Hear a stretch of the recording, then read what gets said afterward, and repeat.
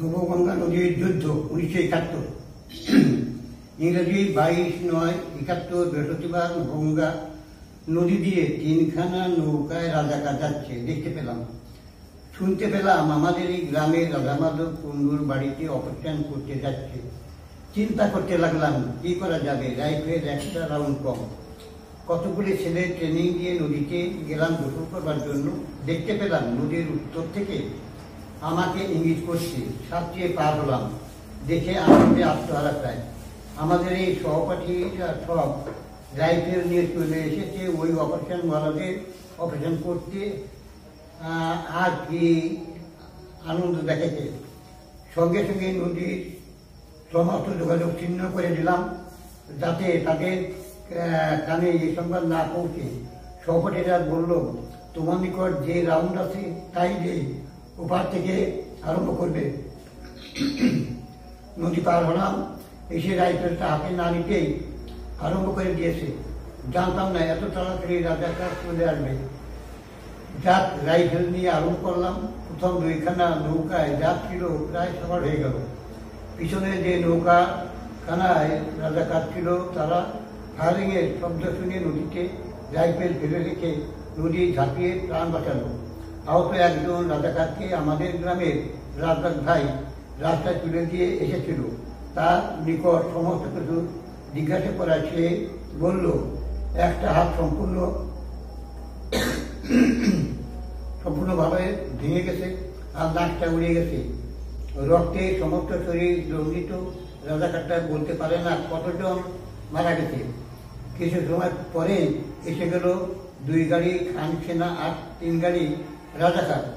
ধরা পড়লাম 13-14 জন রাজাকারের হাতে। অবশ্য তখন আমার হাতে রাইফেলটা নাই। রাজাকার লতিফ আমাকে বলল,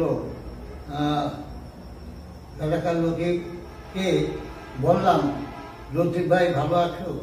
কর্কশরে বলল, ভালো। মুক্তিবাহিনী কোথায় দেখাই দাও, নিয়ে চলো তাদের নিকট। ওদের হাতে পড়েই মনে হলো এই আমার জীবনের শেষ। ও সবার হাতে উদ্ধৃত রাইফেল আর উগ্র মেজাজ। তখনও আমার সমস্ত শরীর ভেজা। তখনকার মনের অবস্থা এখন আর বলতে পারবো না। মরুর নিকট থেকে আসি বলে ছুটলাম, ওরা আর আমাকে পেল না। ওদের পিছনে এসে একটা ডোবের ভিতর উপস্থিত হলাম, হয়তো বুঝতে পারলো না। তখন 2 জন গ্রামবাসীকে ভীষণভাবে মার দিচ্ছে। লোক দুটির যন্ত্রণা শুধু ছটফট করছে আর পায়ে ধরছে। সমস্ত শরীর রক্তাক্ত করে তবে তাদের ছাড়লো। শরীরে রক্ত গরম হয়ে উঠলো, কিন্তু কিছু করতে পারলাম না। অন্যান্য রাজাকারও মিলিটারিরা নদীর উড়ে যে উত্তর দিক লক্ষ্য করে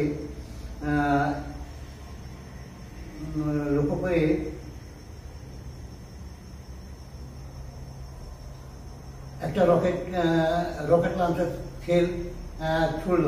তাতে বিনন্দ মাঝি একটি গরু মারা যায়। রাজাকার এবং মিলিটারি হাত থেকে বেঁচে উৎসাহ আরো বেড়ে গেল। বহু মুক্তি বাহিনীর পার্টির সহিত যোগাযোগ করে ফেললাম।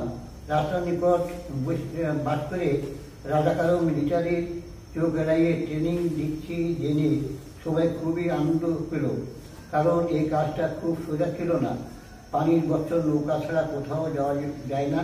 নৌকা দিয়ে মুক্তি বাহিনীকে বিভিন্ন স্থানে পৌঁছে দিতে লাগলাম। অবশ্য এই কাজটা করতে হতো রাতে। প্রতিদিন রাতে এই কাজ আমাকে করতে হতো, কারণ এখান থেকে উত্তর এবং দক্ষিণে সম্পূর্ণ যোগাযোগ ঠিক করতে হতো। তাছাড়া কোন দিন রাতে কোথায় কীভাবে রাজাকার বা মিলিটারি থাকে তা আমি খোঁজ নিতাম। এর জন্য কয়েকটি ছেলে আমাকে খুবই সাহায্য করেছে। ভরা ভাদরের এক রাতে, এটা ওই ভরা রাতে ওইটা দিতে হবে, আমার নিকট 12-14 জন সহপাঠী এসে উপস্থিত। তারা ভারত থেকে অস্ত্র নিয়ে আসতে নদী পার হতে হবে, কিন্তু নদীতে একটি ভেওয়া কিংবা একখানা নৌকা নাই। কি করা যাবে? সেই রাতে লেগে গেলাম ওরা তৈরি করতে। কলা গাছ কেটে তৈরি করলাম, ওরা কিন্তু মজুত হলো না। যাক, সবাই পার হয়ে গেল। সাঁতরিয়ে আর ধোয়ায় করে অস্ত্র শত পার করতে লাগলাম। 2 বার পার করবার পর 3য় বারে অস্ত্রশস্ত্র বেশি থাকায় মাঝ নদীতে ডুবে গেল। কি করা যাবে, নদীতে খুব স্রোত, তাছাড়া পানিও বেশি। সবাই একসাথে সেই রাতে ডুব আরম্ভ করলাম। সে কি দৃশ্য! যে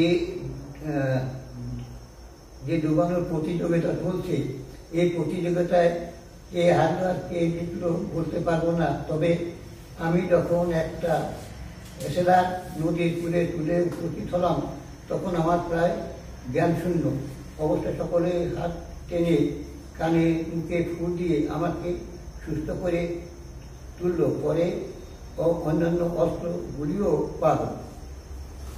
এইটা ঠিক করতে হবে। ওই দিনে ওই রাতে ভাই এখন বলেন সেই রাতে যে আজকে কি করছিল সত্যি।